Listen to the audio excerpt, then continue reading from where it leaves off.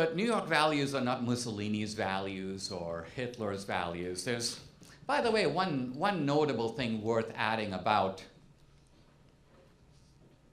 this whole business about Hitler, that the most notable thing about not only Mussolini's black shirts, but about the National Socialists in Germany, is that above all, they were socialists.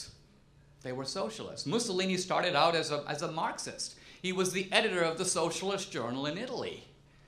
And so, again, on the issue of fascism, in the 1930s and 40s, fascism and Nazism were widely understood to be left-wing. They were understood that way by Mussolini, by Hitler. They were understood that way by FDR and by the New Deal. They were understood that way by reporters writing about the period. But after World War II, a very interesting thing happens. Fascism becomes right-wing. Right-wing. This, I want to suggest, is another big lie. It is essentially the result of a kind of intellectual sleight of hand in which after the war, when the horrors of National Socialism are now manifest for the world to see, it becomes imperative to move fascism into the right-wing column and pretend like it was some sort of excrescence of capitalism, that fascism was some sort of an invention of the business community. Whereas in reality, it arose out of an argument within socialism. When Marx's prophecies didn't come true in the 19th century, there was a big fight on the left.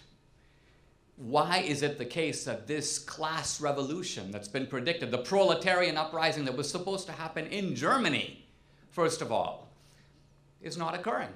What happened to it?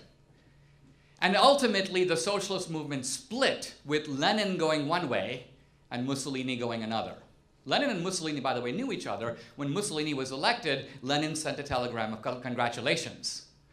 Lenin basically said, no, we now predict that socialism will erupt in poor countries. This was Lenin. Mussolini said, no, the problem for Marx is he identifies people's sentiment with class, whereas if you look around, you see that people are actually more motivated by national solidarity. In other words, people will die for France and Germany and Italy. They're not going to die for some idiotic conception of the proletariat. No one ever has and no one ever will. So out of this argument inside of socialism came two heretical variations of socialism. One essentially was Bolshevism and the other was fascism.